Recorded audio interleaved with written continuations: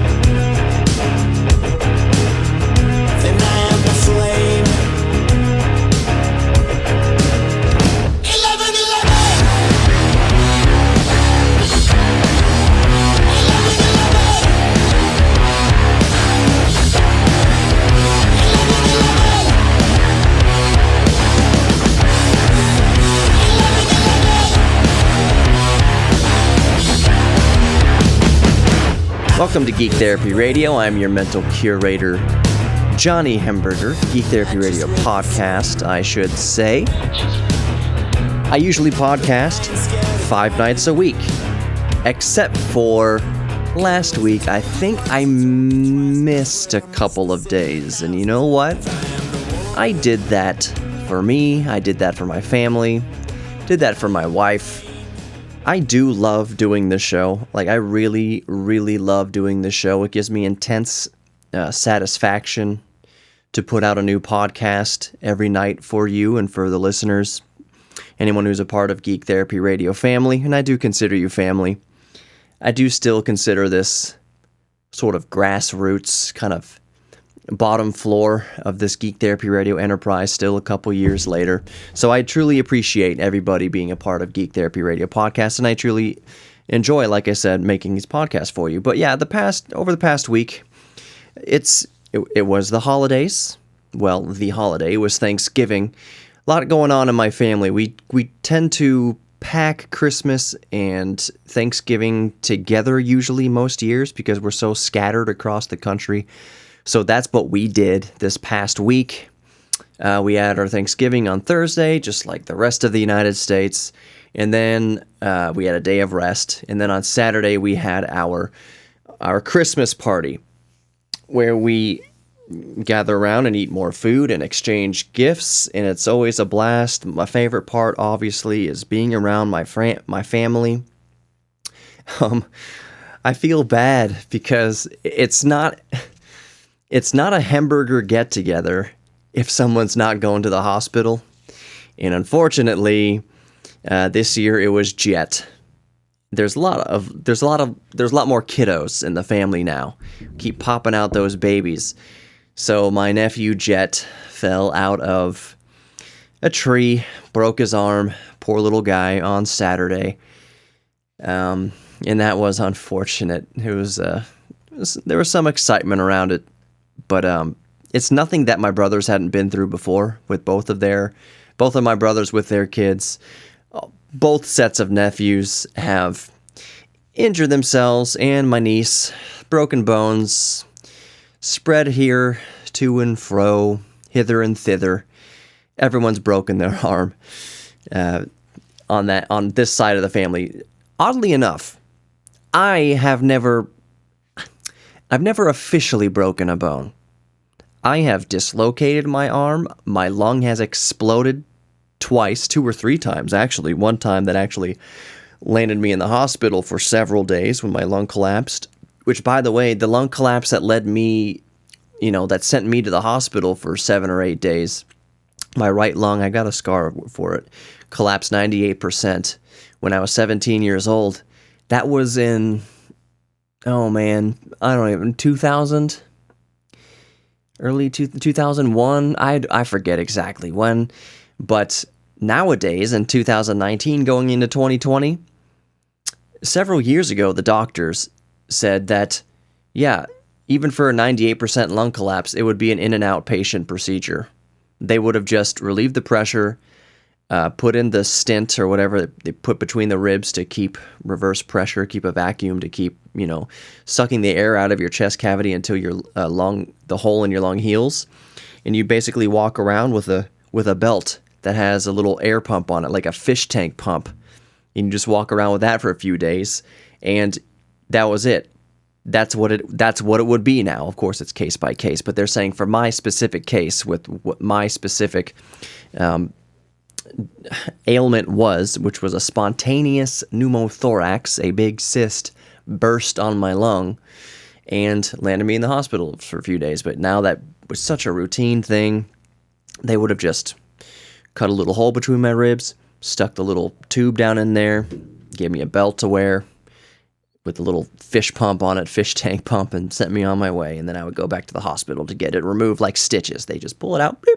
Oh, yeah, we'll have to put it in about an inch or so. It's not a big deal. Oh, well, I was about to say I wish my lung collapsed later in life and I didn't have to spend, over a week in the hospital. There's a funny side note to that, and this is Geek Therapy Radio, the Geek Therapy Radio podcast. This is where, of course, I have the liberty to go down these rabbit trails. Interesting story. I don't think I've shared this on Geek Therapy Radio, either the broadcast or the podcast, but one of the most significant things that I took away from that experience, from my lung collapse experience when I was 17 years old.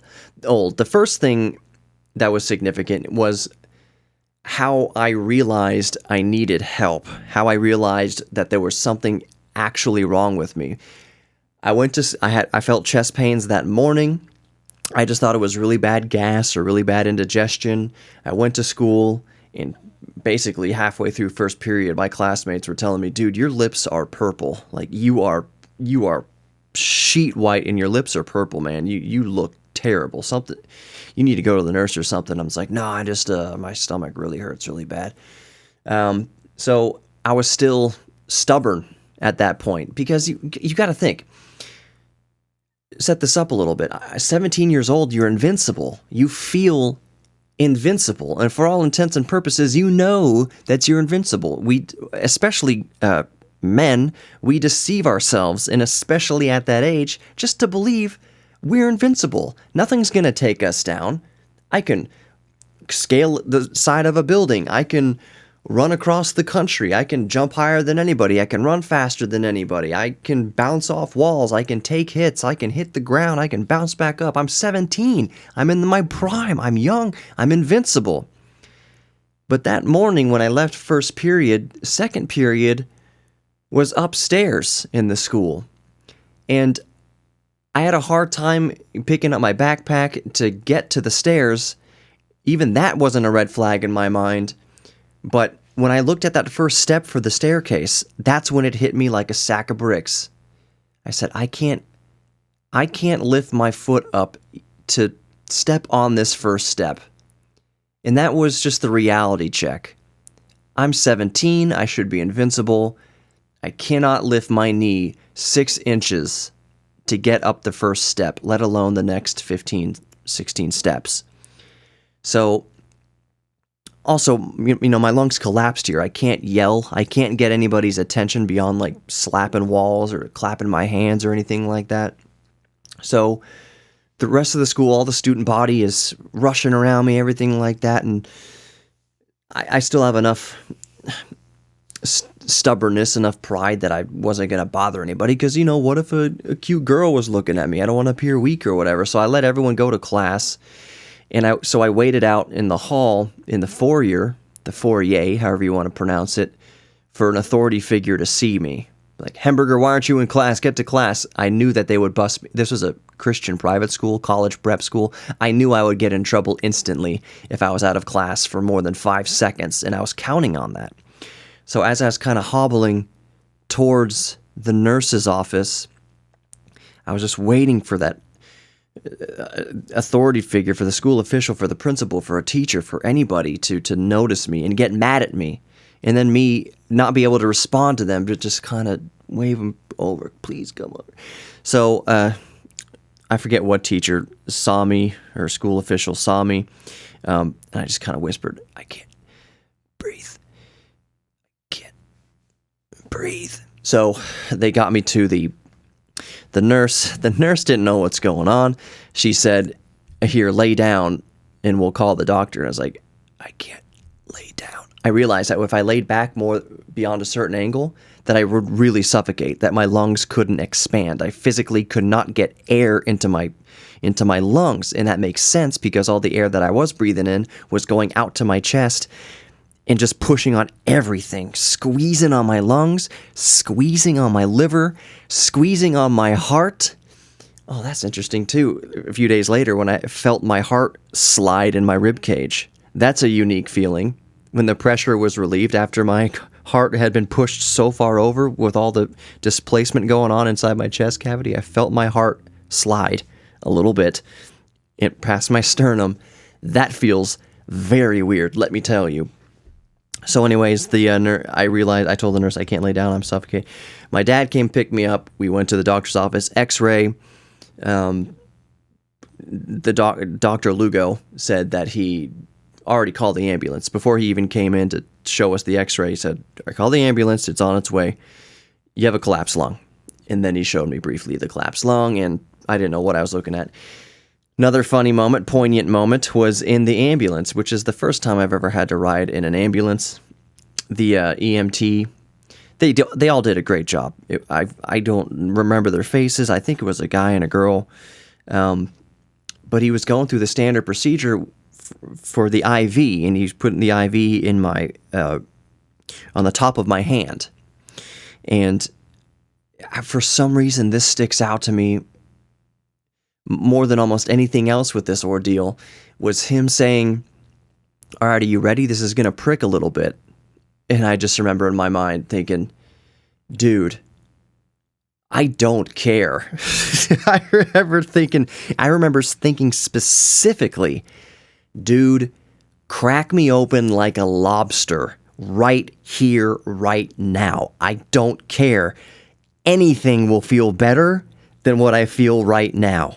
Get the jaws of life off the wall, jam it in my rib cage, and crack me open.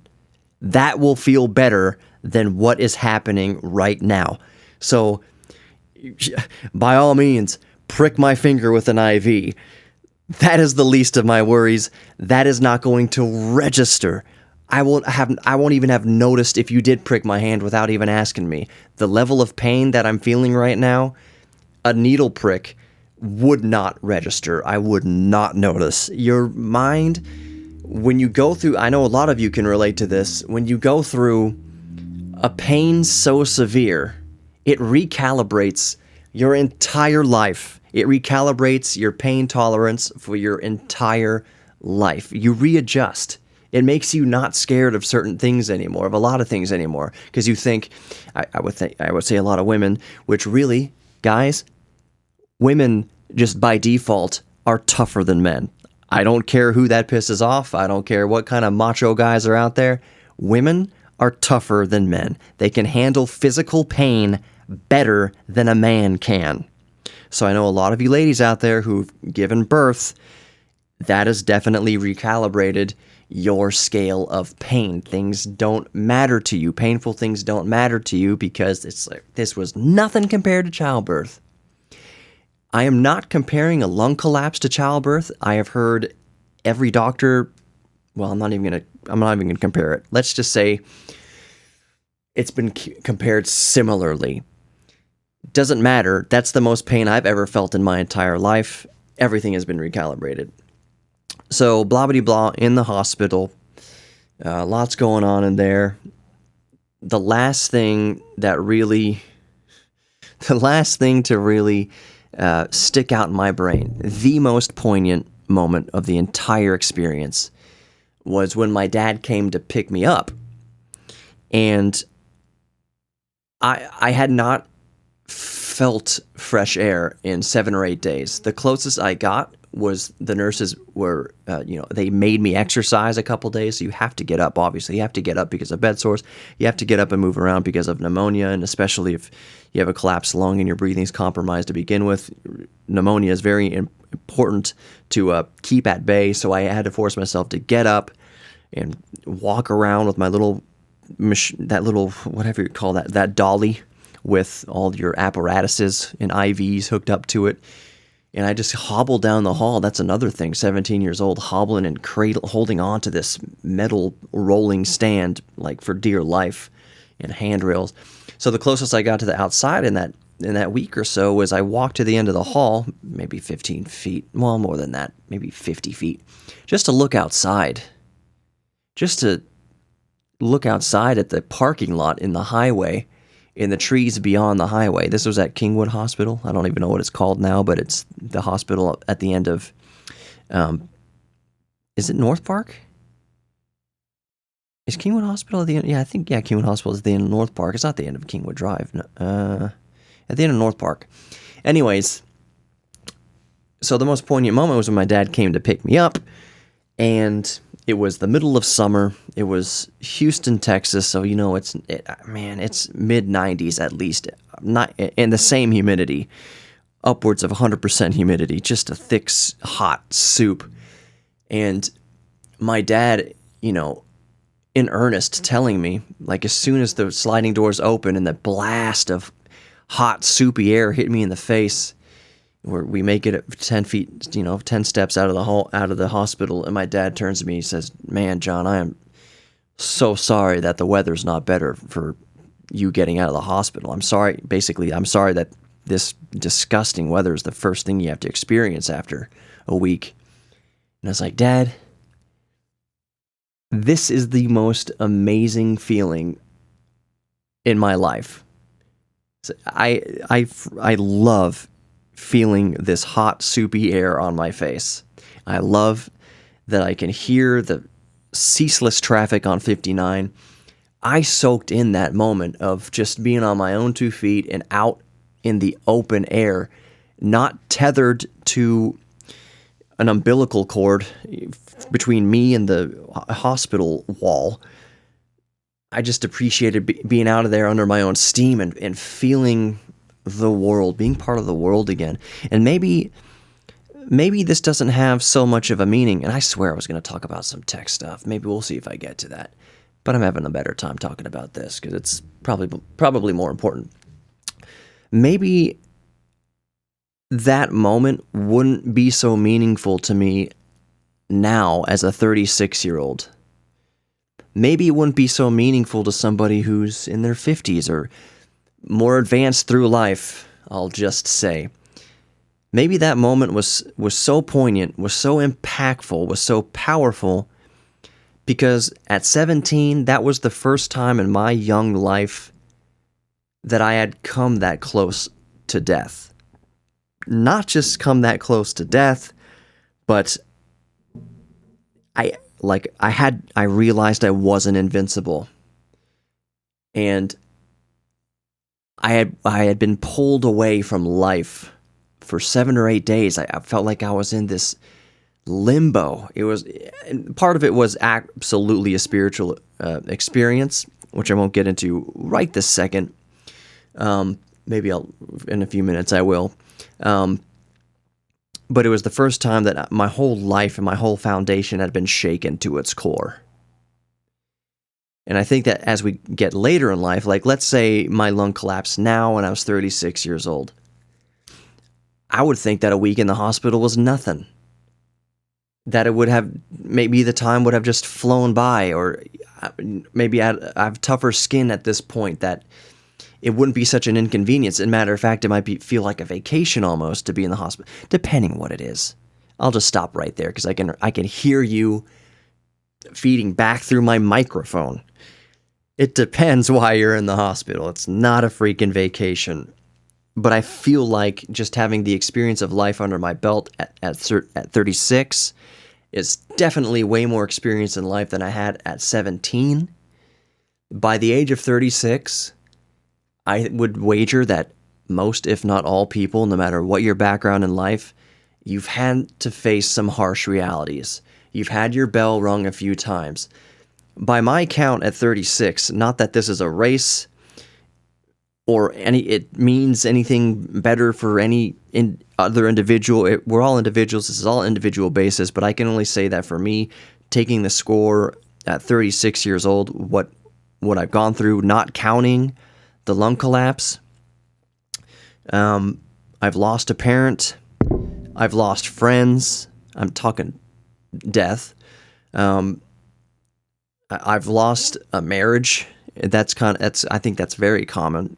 Unfortunately, quite common, especially when you reach your 30s.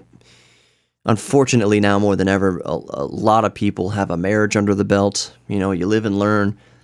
But it's one of those things that definitely, well, as far as divorce goes, that's one of those things that I've seen it make people stronger, and I've seen it completely destroy people. People have taken it not as a learning experience, or they got the wrong lesson out of it, let's just say. I remember somebody telling me, before my first marriage and even during my first marriage, someone who had gone through a divorce told me that, and I don't know whether this is true or not, but divorce is the second most painful thing a human can experience outside of losing a child. That sounds completely dependent on the person and the circumstance and the scenario and the situation. There's no way that I can fathom divorce, even as bad as it is, being worse than the death of a child. I think this person was telling me this because it was a way of, I don't know, it was some part of denial. They weren't going through the stages of grief properly, I guess. They were masking it with a lot of things. But they said that it was, their excuse for their behavior was that divorce is the second worst thing a human can go through other than losing a child. And I was like, I haven't been divorced yet, so maybe I'm just naive, but that doesn't sound right. So now that I have been through a divorce, let me tell you, I could have done without it. If I could have gone my whole life without experiencing that level of emotional and psychological pain, I would be happy not to have known it. But the way I dealt with it and the way some people deal with it is different than the way others deal with it. And I know situations and circumstances are unique, but my approach to pain, and maybe in some sort of way I learned this from the lung collapse, or I don't know what. Maybe the lung collapse gave me more humility than I had before the lung collapse. Maybe, and I'm talking 17 years old, maybe it gave me more patience. I think that it definitely gave me more patience.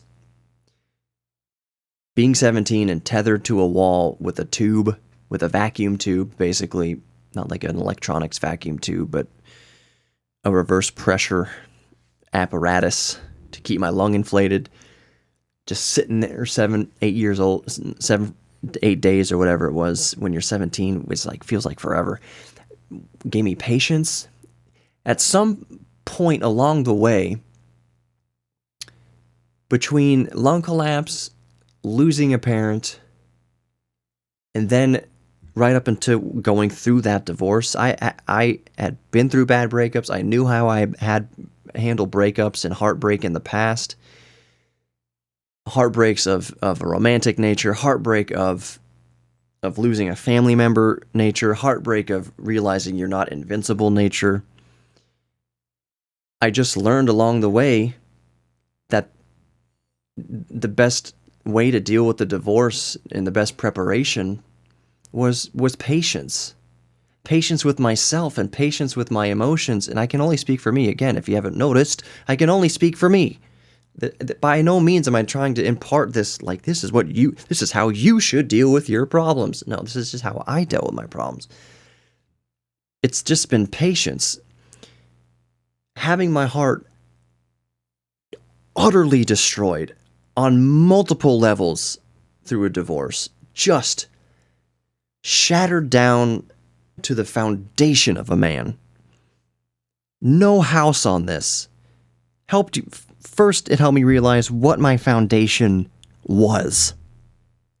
Sometimes we build so much crap on top of whatever our foundation is, we don't know what's down there anymore. We never figured out what's down there. We have no access to the blueprints to see what our life was built on. All these levels and houses and rooms and crap and garbage and toys and emotional baggage and all this crap that is built up in our life. We don't know what it's sitting on. We don't know what all that weight, what's holding all that weight. So what divorce did for me was shatter me down to realize that my foundation was a rock, was tough, was sturdy. I realized through my faith, family, and friends that my foundation was solid. And that gave me the peace of mind to be patient with my heart while it healed. Not to do anything irrational, not to try to bury it, run from it, escape from it. Just feel hurt. That's the best advice I can give to anybody if anybody wants my advice with how to deal with pain. The best advice I've ever heard and the best advice I can ever give is just not to be afraid of the pain. Not to feel ashamed of crying, not to feel ashamed of being weak. Embrace the hurt. Feel it. That's what makes you a human. I went back to live with my mom after my divorce, and the house is very quiet. It's my mom. It's my quadriplegic, brain-damaged sister, and my 96-year-old grandmother. I love them all dearly, but it's not a happening pad for a young buck, let's just say. It's a very dark, depressing place to be if you are there with a heart broken and all your friends are married or have moved away and there's not much. So that room in my mom's house was a little cocoon where I just thank God for work, a job. I looked forward to work every single day to go and feel productive. Feel something other than just hurt, because while I say you should lean into the hurt and feel it and don't be afraid to feel the pain, don't be afraid to feel sad, don't be afraid to feel depressed, you do need something constructive to do, or else the temptation increases ever more to do something destructive to yourself. So I was very happy. I was very... I welcomed going to work, but I was patient because I knew from past experience, lung collapse, losing a family member, breakups, having my heart broken before to a much lesser extent, just dating.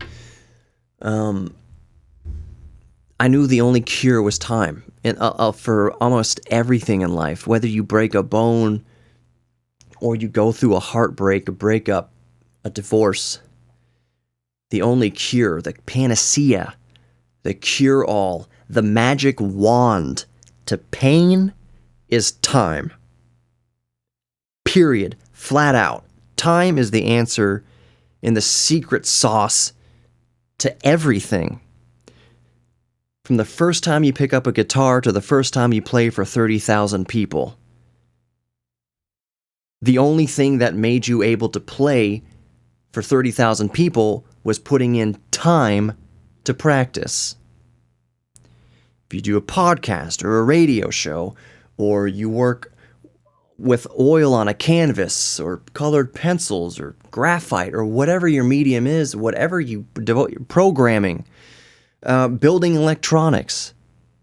You don't just look at it, put your hands on it, and you're good at it. You can have a natural ability towards it, but the only thing that makes you good at it, The only thing that gets you over the hump, through the woods, through the storm, is time. So the most important personal trait that I've learned to hone through being forced into it or otherwise is patience, because patience is the key to allowing enough time to pass to heal or to become proficient at something. I can tell you, and people can tell you, you just have to put in the time. Just put in the time to this and you'll get better. Practice for this. Over time, you'll get good at this. Oh, your heart's broken. Just give it some time and you'll get back. People always say, it gets better. That's the most passing cliche one person can tell to another person when they're going through a tough time is, it gets better. And it's so cliche that none of us believe it, but it is the truth. It is the patent universal truth that it does get better. The key is time, and you cannot weather that storm. You cannot endure that passage of time without patience. If there's one thing that I could instill in my future children, sorry, I bumped the microphone. If there's one thing I can instill in them, one trait among many, many, many other traits, but I plan to very much stress the importance of patience. Because if you have patience, you can get through anything. If you have patience, you have clarity. Patience begets clarity. Patience means that when you have your heart broken, you don't go do drugs about it or drink yourself to the bottom of a barrel. Patience gives you the clarity to say, I need to just stay focused. It's okay to feel this pain. I need to just work on myself and feel it and heal. This is a new gash, a new wound. There's no magic medicine for this other than time, and the only thing that's going to get me through that time is patience. And patience is one of those things that even if your natural inclination is patience, which is remarkable if that's you in 2019, 2020, in this day and age, patience is a virtue, but it is increasingly rare. The world has beat any sense of glorifying patience. No, buy now. I'm recording this Cyber Monday. I'm seeing ads an hour before midnight. You need to buy these things now. Cyber Monday only lasts until midnight. Black Friday only lasts until midnight. You need to buy this now. You need to get this now. You're feeling bad? Buy this product now. You're feeling sad? Get on this Tinder app now. Do all these things now, now, now. Do not feel at all. Get your happiness now. And it never makes you happy. It distracts you temporarily, and then the pain, it's like a dam. It's like you've put up a dam for this rushing river of pain. Oh, I'm dry for a moment. That dam cracks, and it's the deluge is so much worse than the controllable flow that it was before. It's not pleasant. The flow of pain is not pleasant, but it's way better than being crushed under a deluge because you got high, because you got drunk, because you went out and banged a bunch of people. I'm not telling anyone how to live their lives. I'm not telling you not to have a beer once in a while. I'm not telling you not to get that video game or play that video game. I'm not telling you what to do in your own freaking sex life. It's all about where it's coming from, though, and it's all about why you're doing it. If you're doing it to bury something, that's a problem. If you're doing it just because, and I'm talking about non-risky things, non-self-destructive things, if you enjoy having a beer once in a while because you just enjoy having a beer once in a while, that's great. That's fine. You play video games because you genuinely enjoy playing video games. That's great. You lean into your hobby. Of course, you're listening to Geek Therapy Radio. I encourage you to do that. That's great. As long as you're not doing something to destroy pain. That's a better way to put it. As long as you're not doing what you're doing in a vain attempt to destroy pain. No, pain's a part of life. Learn to deal with it. Learn patience. Because that's the only thing that deadens the pain, really, is patience. And it's not just deadening the pain, it's making you stronger. It makes your life more enjoyable at the other end.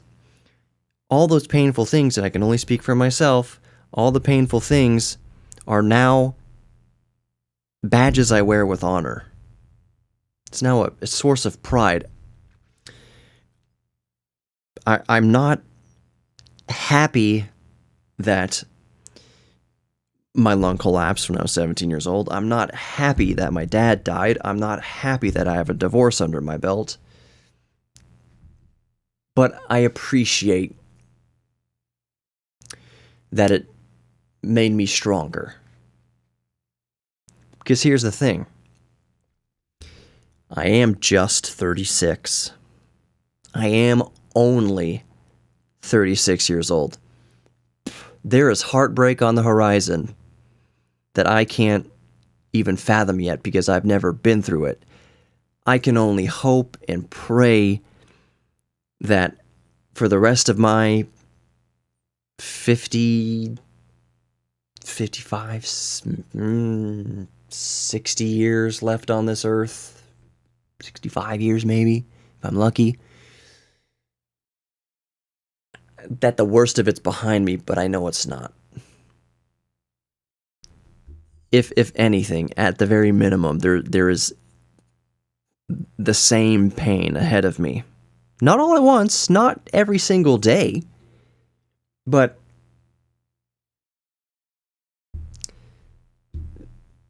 life can throw you some doozies. You know, it's kind of funny, and this is going on for 35 minutes, but I'm hoping you're enjoying listening to me prattle on about this stuff, getting deep here. I was going to talk about HDR content and 5G networks. What I'm talking about now is better, I think. What the heck was I talking about? Oh yeah, I was going to say, you know, it's funny in a sick sort of way, in a messed up kind of way, is that I vividly remember mere days before, I'll just say, my divorce, before the events transpired that caused the divorce, I'll just say. A few days before that, I had told my ex-wife, I was like, things are going so good right now. This was like 2015. It's like, things are going so good. My life's going so good. Your life's going so good. And I have enough experience with life to know that when things are going good, that it feels like something bad's just right around the corner. So I was just telling her, like, I appreciate that life is good right now because I know that it can go bad. And I feel like that I'm going to turn around a corner, one of these corners, and just life is going to hit me in the teeth with a Louisville Slugger. Like, just around the corner, life is about to bash my brains in because things are so copacetic and good right now. And a few days later, boom, bam, getting a divorce. So crazy. And my biggest takeaway from that whole scene of basically telling the universe, oh, things are going good right now, what are you going to do to me? What do you have? What kind of destruction are you about to wring out on me? Are you about to rot into my world? What that taught me is just to not go through joyous experiences, and good times of life, ruin it by thinking what bad thing is about to happen. No. I used to be scared of the good times because the good times, oh man, things are getting so good right now. We're going to hear about a mass shooting tomorrow, or one of my family members is going to die, or something terrible is going to happen because I feel too good right now. Things are going too good. It's not right. That is such a negative, even in happy people, to say that. That's such a low-key negative, self-destructive outlook on the world. Things are good when it's about to go. It just ruins good times. If all you're doing is living in fear, that can ruin when times are good. So I learned just to go with the good times. Lean into the good times. Enjoy, absorb, relish in the good times, and don't worry about whatever bad times may or may not be coming. Maybe we self-sabotage ourselves by thinking, oh, things are good, must mean something bad is coming down the pipe. No, just enjoy the good time. And when the bad things happen, it's okay to be sad. Lean into it. Be patient. Time will cure it. Time always cures it. It's a problem when you realize a lot of time has gone by, and this is where depression comes into it. It's a problem where way too much time has passed, and you know you should have felt better by now. That time is indeterminate, but I'm telling you right now, I'll just put I'll put a scenario around this, a bracket, for instance, an example. You're not getting over a divorce in a week. You're not getting over a breakup in a week. When the world is telling you, man, you got to be past it, man. You got to be past it. Got to be past it. Buy this thing, cover it up, bury it. You should be happy by now. It ain't happening in a week. It ain't happening in a month. It may not even happen in 3 months. It may not happen in 3 years. But if a whole decade goes by and you're still hung up on a girl or a guy, and it wasn't something, tragic, death or anything, but like if just an old girlfriend, like, and you're actually depressed, like you're not hanging out with people, you're not doing the things you used to love, and a long time went by too long, that's depression. There's no shame in asking for help if you're depressed either.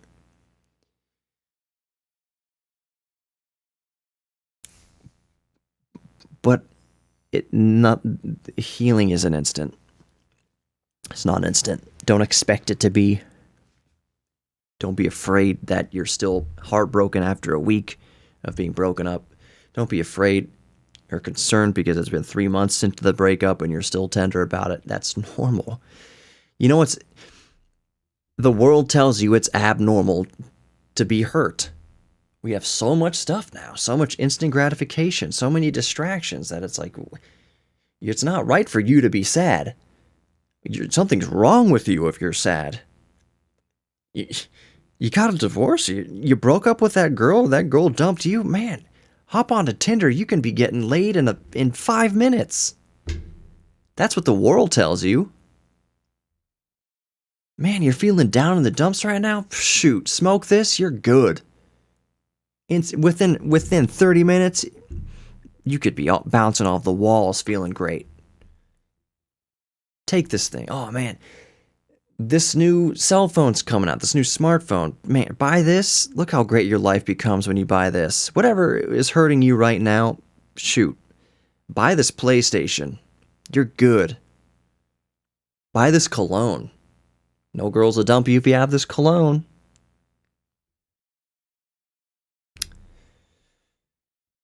All these things are just distractions. It's not good. It's not good business strategy to create a content consumer, to create a truly happy consumer. It is just shove those endorphins in there. Rush them. Surge the brain with these endorphins. That's good. That makes you happy. This is what happiness is. So that when the endorphin rush quickly goes away, you feel worse than you did before until you see the next commercial or hear the next ad for whatever. Buy this product and you'll feel great. No, Jim bought this product and his life was down in the dumps. Now he's on dates every night and whatever he drives this car in his life is great. See how he's loosened his tie? Everything's great. He bought this Mercedes or whatever. He's fine. Happy, happy, happy. After a while, Jim doesn't care. He sees that Mercedes in the driveway. After a while, assuming that he could afford the vehicle, it becomes a symbol of materialism. It's not real. Who cares? It's just some sheet metal and gasoline and gizmos. It's not real. It's not filling the void in his heart that the ads promised it would. Listen to me going on. 43 minutes. Hope it's resonating with people. I don't feel this is going to be the most popular podcast I've ever done, but it doesn't need to be. Like I've said on the show before, it's as much for me as it is for you. Topics like this, discussions like this. So I'll start wrapping up there. If you have any input on this, if you just want to reach out, I give my email every podcast, every show. I include it in the link in the description. It's easy to email me directly. geektherapy@iheartmedia.com. Geektherapy, all one word, at iheartmedia.com. The link is in the podcast description. It's there. Share with me whatever you want about the show, about your own life experience. I would love to hear what you're a geek about, because I find that truly fascinating. I love hearing about people's hobbies and interests. Even if you're just struggling with something, I mean, you don't have to. I'm not a licensed doctor or anything like that, but if you need someone just to at least hear or see what just see it. Someone just to read it. I'll read it. I'm not going to share anything personal details on the show about anything. It's just if you want to vent, just know that the email's there. You can vent. On that note, on a more cheerful note, why is there a DVD drive on this computer? I keep hitting with my foot. Forgot that I even had a Blu-ray drive. Why is my computer on the floor in the first place? No, so I would love for my listeners, for you listening, to send me audio clips of yourself. And you may think to yourself, I don't have anything to record audio with. I don't have a computer or a podcast station or anything like that. You got your phone. You got your smartphone. Odds are whatever you're listening to this on has a good microphone in it. Even if it's not a good microphone, it doesn't matter. There's a microphone in it that can record you, that can record your voice. I would love if you would record your voice and just tell me what you're into so that I can use it on the air. This is a call for, I'm calling out to you, the listener, to record just you talking about your hobbies and interests, or just anything that's going on with you that you would want on the show. Something that you'd be okay sharing with the world. So hobbies and interests in your art, in your or music or whatever, share that with me. If you want to share that with the world, go to the sound recorder app on your phone, the voice recorder app on your phone, and just record yourself. It can be 20 seconds. It can be 20 minutes. I don't care. Just talk to me. Just say, I mean, if you want, if I can be technical with it, just start it with, hey, Johnny, yeah, I'm really into remote control airplanes or something like that. Just, hey, Johnny, whatever. Just start with, hey, Johnny, yeah, I'm whatever. So that's the open call for all of you. If you want to be on the radio or on the podcast, I would truly, truly, truly appreciate it. And don't be afraid if you record 40 minutes of something. I can edit it down if I need to. I typically don't. But don't be afraid of going too long. Oh, it's your show. I don't want to take over your show. If you're talking for a long time, that's less talking than I got to do. You're a little industry secret. You're doing my job for me. You're making my life easier the longer you talk. So let her rip. I'd love to hear it. I have a few regular listeners who email me. I would love to hear your voice.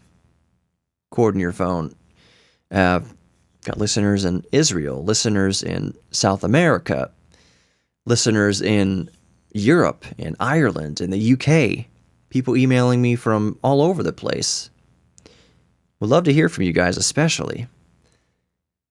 It'd be really fun. I'm not assuming anything, and this is going on a 50-minute podcast. It'd be really fun to hear your different accents too. You know, if you're a native to the Middle East, it'd be awesome to hear your accent, get a little taste of your neck of the woods. Canadian, same way. South American. Don't worry if English isn't your first language, or wherever you're from. Don't worry if English isn't your first language. Please don't worry about that. I've had some people email me saying my English isn't very good, but listening to your show helps me, even though the sentence is no indicator of that. But listening to your show helps me with my English skills. What an honor. I don't think that I have the greatest grasp on English, obviously. But it's an honor that you're enjoying what I'm doing and it's helping you in some sort of way. So no matter where you are in the world, no matter what safe and healthy thing you're into, I would love to hear about it. And I would love to share that in your own words, in your own voice with the world. So record it and just attach it to an email, geektherapy@iheartmedia.com. Save it as an MP3, save it as a WAV, send me a Dropbox link, whatever, however you get the audio to me. Just super easy this day and age. Just record it, email it to me. Done.